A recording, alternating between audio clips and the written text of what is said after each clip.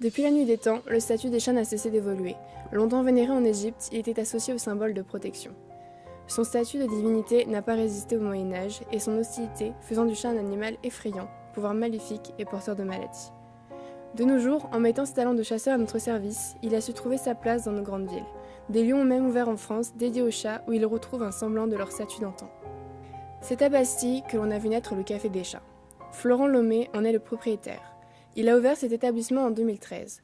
Le succès fut immédiat et sa popularité n'a cessé de grandir depuis.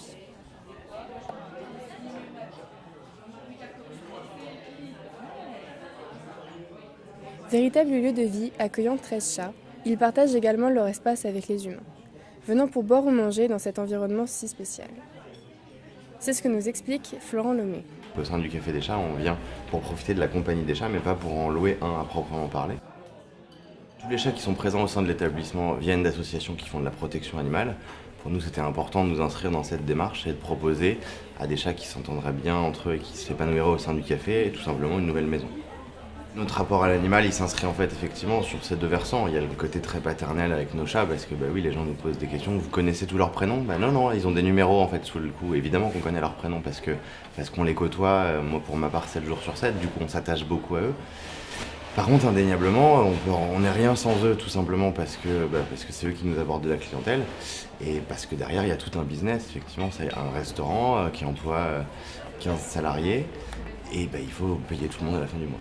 Les manipuler au quotidien, pour nous, c'est important. Ça nous permet de voir qu'il n'y a pas de petites blessures type griffure qui s'infecteraient, de voir qu'il n'y a pas de grosseur ou quoi que ce soit. Ils ont un suivi vétérinaire régulier. On surveille également toutes les pathologies qui se développent à partir du moment où on met plusieurs animaux en contact, parce qu'ils mangent tous les croquettes et ils boivent tous la même eau. Donc potentiellement, si j'ai un chat malade, dans les 2 jours, j'ai à peu près 13 chats malades. La méthode la plus efficace pour éviter une propagation d'une pathologie, c'est l'isolement. L'établissement a été optimisé pour qu'il soit facile à entretenir, tout simplement.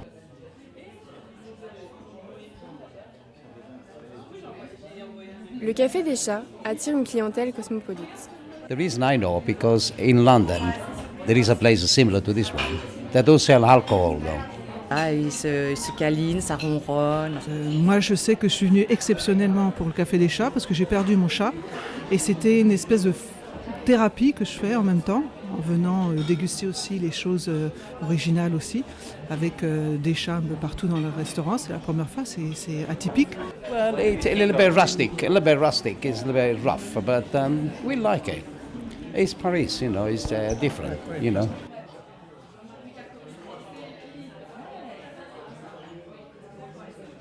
C'est un anti-stress le chat. Donc vous êtes déjà dans une ambiance un peu calfeutrée, un peu à l'ancienne déjà, et puis avec les chats qui sont à côté de vous, ça réconforte. Ouais, ça apaise. Ouais, je pense que c'est un petit médicament. They make you feel serene.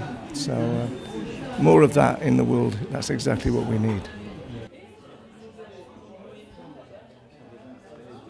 Calme, reposant, cosy.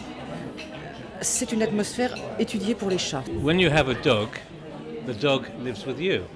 When you have a cat, you live with the cat.